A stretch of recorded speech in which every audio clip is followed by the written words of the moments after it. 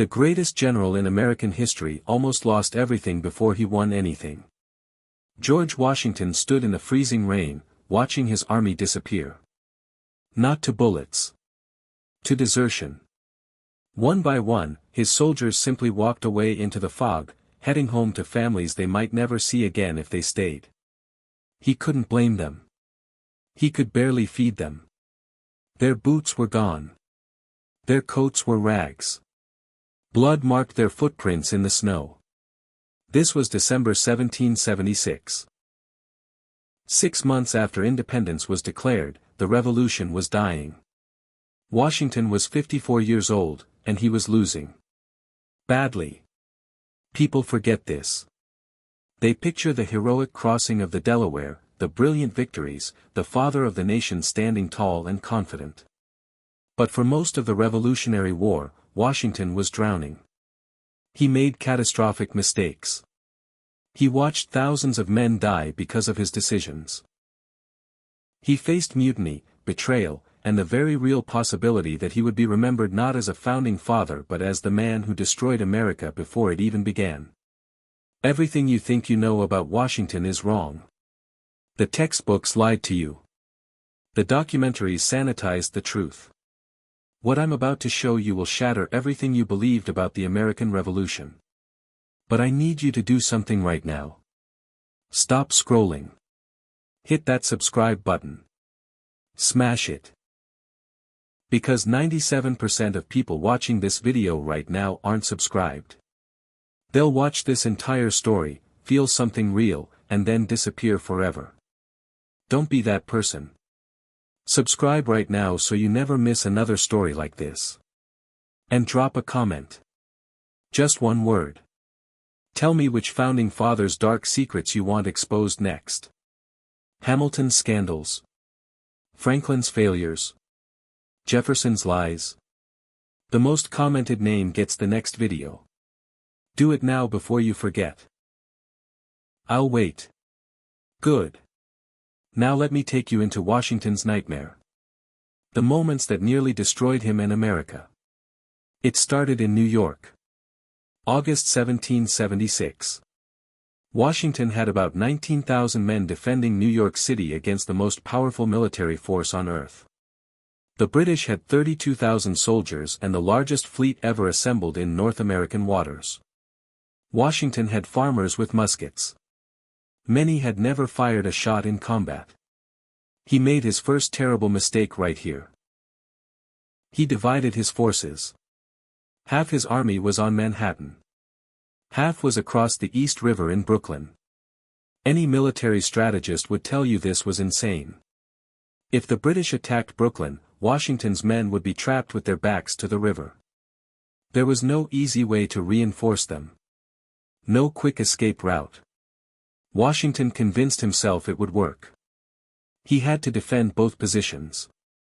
He had to show strength. The British general, William Howe, saw the opportunity immediately. On August 27, Howe attacked. And it wasn't even close. The Battle of Long Island was a massacre.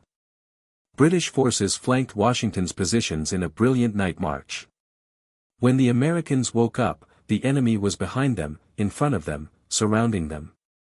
Men ran in panic. Units dissolved.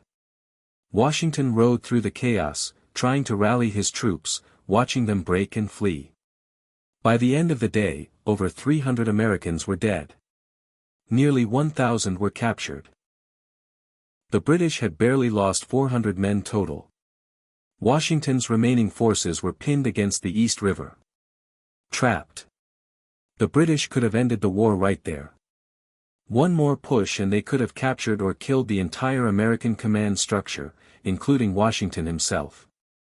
That night, Washington faced a choice. Surrender or attempt the impossible.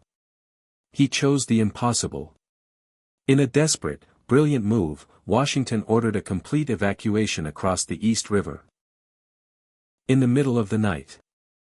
In complete silence. He gathered every boat he could find. Rowboats. Fishing boats. Ferries. And he moved 9,000 men across the river while the British slept. A fog rolled in at dawn, hiding the last boats from British scouts. It was a miracle. But it was also a retreat. A devastating defeat. Washington had lost New York. And he was about to lose much more. The British chased him. Week after week, they pushed Washington's army north through Manhattan, then across New Jersey. Each battle was another loss. White Plains. Fort Washington. Fort Lee. Americans were captured by the thousands. Supplies were abandoned. Cannons were left behind. Washington's army was melting away. Soldiers deserted every night. Officers resigned. Entire militia units just went home. By December, he had fewer than 3,000 men left. Most of their enlistments would expire on December 31st. In 3 weeks, Washington would have almost no army at all. Congress fled Philadelphia, terrified the British would capture the capital. They gave Washington emergency powers, basically making him a dictator. But what good were powers when he had no army to command? He wrote to his brother, "I think the game is pretty near up." The game. He was talking about American independence like it was a gamble he was losing. He camped on the Pennsylvania side of the Delaware River, watching British forces occupy New Jersey across the water. His men were starving. They had no winter quarters. No warm clothing. When he asked them to extend their enlistments, many just stared at him with hollow eyes. Thomas Paine was there in the camp. He saw the desperation. He wrote by firelight, "These are the times that try men's souls." Washington knew he had to do something dramatic. Something to prove the cause wasn't dead. That's when he planned the crossing of the Delaware. But here's what they don't tell you in the paintings and the history books. The crossing almost failed. The plan was to cross on Christmas night and attack 3 different locations simultaneously. 3 separate forces would strike Trenton, Bordentown, and Mount Holly at dawn, catching the Hessian mercenaries in a coordinated surprise attack. Only Washington's force made it across. The other 2 crossings failed. Ice choked the river. The weather was worse than expected. Freezing rain turned to sleet turned to snow. Washington's men crossed, but they were hours behind schedule. The surprise attack that was supposed to happen before dawn didn't start until 8 in the morning. Washington almost called it off. He had every reason to turn back. But he didn't. He pushed forward with frozen, exhausted men who could barely hold their muskets. And somehow, they won. The Battle of Trenton was a victory, but it was a small one. They captured about 900 Hessians. Killed or wounded barely 100. It wasn't a decisive military victory. It was a propaganda victory. Proof that Americans could still fight. Washington knew he had to follow up. He couldn't let this moment slip away. He convinced his men to stay for 6 more weeks. Offered them bounty money. Gave passionate speeches. Enough men agreed to give him a chance. But then came Princeton. And this is where Washington almost died. January 3, 1777. Washington's forces engaged British troops near Princeton. The fighting was chaotic. Brutal. At one point, American militia began to break and run. The line was collapsing. Washington rode directly into the gap. Alone. He positioned himself between the retreating Americans and the advancing British. 30 yards from enemy muskets. His aides begged him to pull back. He refused. He sat on his horse, completely exposed, and rallied his men. When they regrouped and fired, Washington was in the cloud of musket smoke. His aide covered his eyes, certain the general had been shot. When the smoke cleared, Washington was still there. Untouched. Waving his men forward. They won that battle. But Washington had risked everything on pure audacity. If a single musket ball had found him, the revolution would have ended right there. These victories bought him time. But the war was far from over. The darkest moment was still ahead. Valley Forge. Winter of 1777 to 1778. Washington led his army to Valley Forge, Pennsylvania to wait out the winter. About 12,000 men marched into that camp. It became a graveyard. The conditions were unimaginable. Men had no shoes. They wrapped their feet in rags, and the rags froze to their skin. You could track the army by the bloody footprints they left in the snow. Soldiers built crude huts that barely kept out the wind. They slept on frozen ground. 12 men to a hut meant for 8. Food ran out. There was no supply system. Congress couldn't send provisions. Local farmers wouldn't sell to the Continental Army because American currency was worthless. British money was gold. American money was paper promises. Washington's men boiled their shoes to eat the leather. They caught and ate rats. They stripped bark from trees and tried to make it edible. Diseases swept through the camp. Typhoid. Dysentery. Pneumonia. Smallpox. Men died every single day. Not from British bullets. From starvation and disease in their own camp. Washington walked through Valley Forge and saw soldiers who looked like skeletons. Young men aged into old men by suffering. He wrote desperate letters to Congress, begging for supplies, for food, for anything. Nothing came. Officers began plotting against him. A group called the Conway Cabal worked to replace Washington with General Horatio Gates, who had won the Battle of Saratoga. They whispered that Washington was incompetent. That he was losing the war. That America needed new leadership. Washington knew about the plot. He had spies. He had loyal officers who reported everything. But he couldn't just purge the conspiracy. That would split the army. So he endured it. Stayed silent. Let the plotters think they were being clever. Meanwhile, men were dying. By February, over 2,500 soldiers had died at Valley Forge. No battles. No glory. Just cold and hunger and disease. Washington couldn't save them. He could barely feed them. He watched strong men waste away into corpses. He signed death reports every morning. Names of soldiers who had frozen to death the night before. There were moments when he was alone in his headquarters, reading another impossible request from Congress, another complaint from officers, another report of deaths, and he must have wondered if it was worth it. If independence was worth this ocean of suffering. But he never quit. He never walked away. Baron von Steuben arrived in February and began training the army. Slowly, painfully, the men became real soldiers.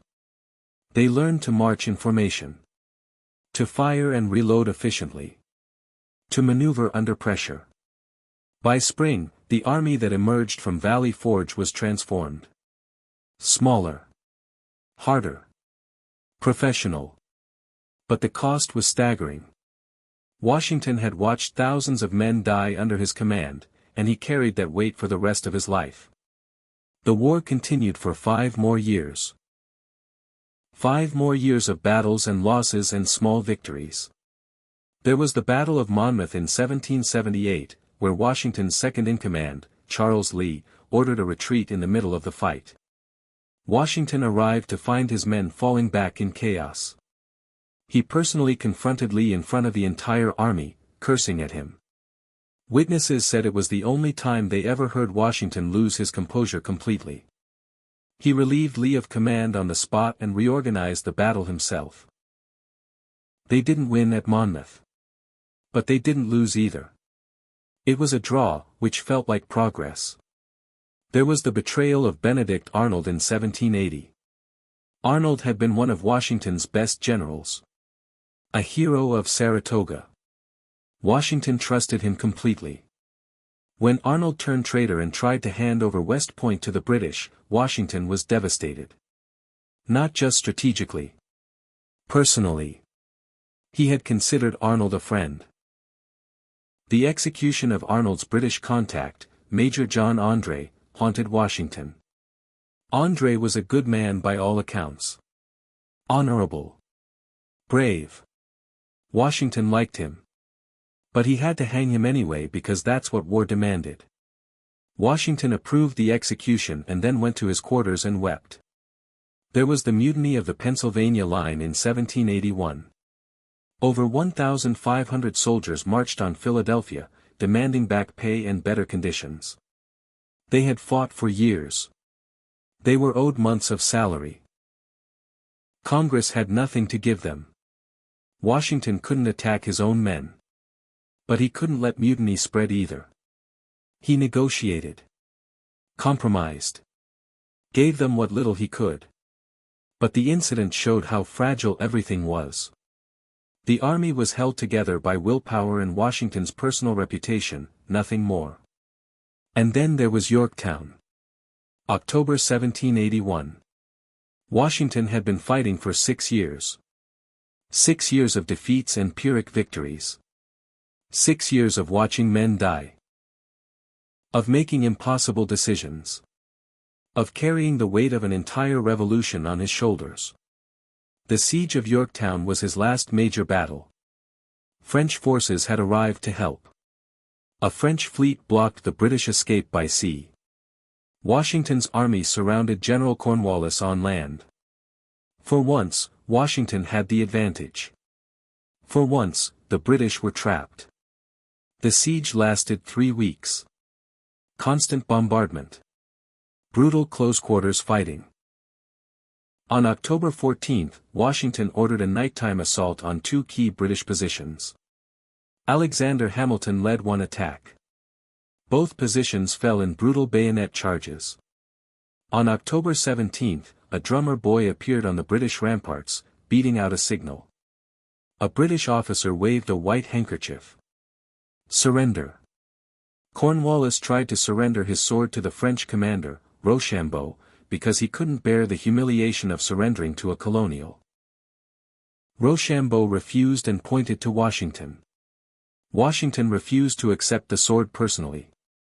He had his second-in-command, Benjamin Lincoln, accept it. Lincoln had been forced to surrender Charleston to the British the year before. This was Washington giving him back his honor. Even in victory, Washington was thinking about his men. About dignity. About what came after. But here's the thing. Yorktown didn't end the war. Not immediately. Fighting continued for another year. Skirmishes.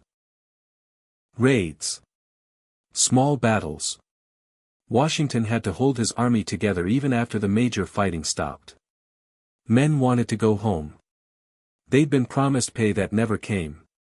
Some officers talked about marching on Congress and taking what they were owed by force. In March 1783, Washington faced perhaps his most important moment. Not a battle. A speech. His officers were meeting in Newburgh, New York, plotting to overthrow the civilian government. They'd fought and bled and received nothing in return. They wanted to install Washington as a military dictator. Give him the power to take what Congress refused to give. Washington walked into that meeting uninvited. The room went silent.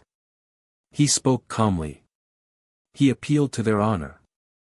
Their sacrifice. He reminded them what they'd been fighting for. Not for pay. Not for power. For an idea. For a republic where the military answered to civilians, not the other way around. Then he did something unexpected. He pulled out a letter from a congressman and began to read it. He stopped. Squinted at the page. Reached into his pocket and pulled out a pair of reading glasses. Most of his officers had never seen him wear glasses before. Washington said, "Gentlemen, you will permit me to put on my spectacles, for I have not only grown gray but almost blind in the service of my country." Grown gray. Almost blind. In the service of his country. Men began to weep. These hardened soldiers who had survived Valley Forge and countless battles. They wept because they saw their commander, their unshakable leader, as a man. An aging man who had given everything. The conspiracy dissolved. Right there. Washington's moral authority ended the threat without a single threat of his own. The Treaty of Paris was signed in September 1783. The war was officially over. Washington resigned his commission in December. He could have been king.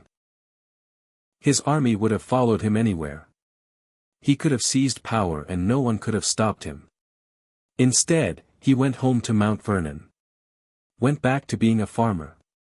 King George III, when he heard Washington had resigned, said, "If he does that, he will be the greatest man in the world." He did it. And he was. But the cost stayed with him forever. Washington rarely talked about the war in his later years. He didn't reminisce about victories or tell war stories. When people asked him about the revolution, he changed the subject. He'd seen too much. Lost too many men.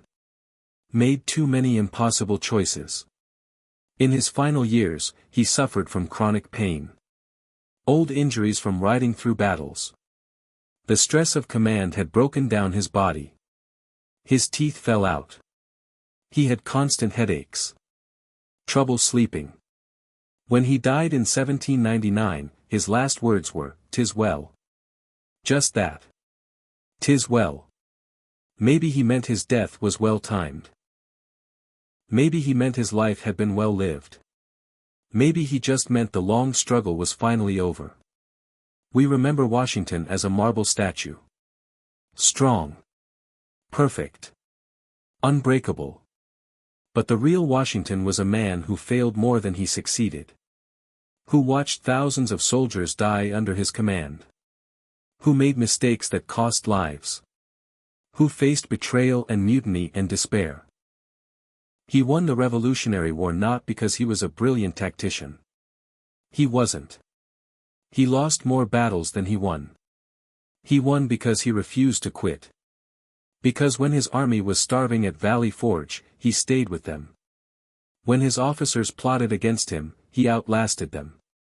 When the British seemed unbeatable, he found a way to keep fighting. His darkest moments didn't destroy him. They revealed who he really was. Not a perfect hero. A human being who chose to keep going when everything told him to give up. That's the real story. That's the truth behind the legend. George Washington saved America not in his moments of triumph, but in his moments of absolute darkness, when he had every reason to fail and every excuse to quit. And he kept fighting anyway. Now here's what you need to do. Listen carefully because this matters. You just spent time learning the real story of Washington. The story they never taught you. The raw, brutal truth about what it actually takes to win when everything is stacked against you. Don't let this be just another video you watch and forget. First, ask yourself this question. What's your Valley Forge? What impossible situation are you facing right now? What battle are you fighting where every logical voice is screaming at you to quit? Maybe it's a business that's failing. A relationship that's broken. A dream that seems dead.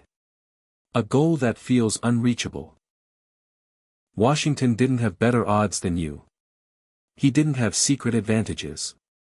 He had frozen soldiers eating rats while enemies surrounded him. And he chose to keep going. You have that same choice right now. Second, share this video. Right now. Send it to someone who's struggling. Someone in their dark winter. Someone who's about to give up on something that matters. They need to see this. They need to know that the greatest victories in history came after someone decided to take one more step when stopping made perfect sense. Hit that share button and send it to 3 people. Do it before you close this video. Third, if you haven't subscribed yet, what are you doing? You just got the real history. The truth. Not the watered-down textbook version. There are dozens more stories like this waiting. Hamilton's Dark Secrets. Franklin's massive failures. Jefferson's contradictions. The battles nobody talks about. The heroes who were actually villains. The villains who were actually heroes. Subscribe right now so you don't miss a single one. And finally, drop a comment. Tell me your Valley Forge. What are you refusing to quit on? What's your impossible fight? Write it down. Make it real. Because the moment you name it, the moment you commit to it publicly, something changes. You're not just watching history anymore. You're writing your own. Washington's legacy isn't the victories. It's the refusal to surrender when surrender made perfect sense. That's the only lesson that matters. Everything else is just noise. Now stop watching videos and go apply this to your life. Go fight your battle. Go take your next step. Go prove that you're made of the same stubborn, unreasonable, impossible determination that built this country. The revolution isn't over. Your revolution is just beginning. Now go win it.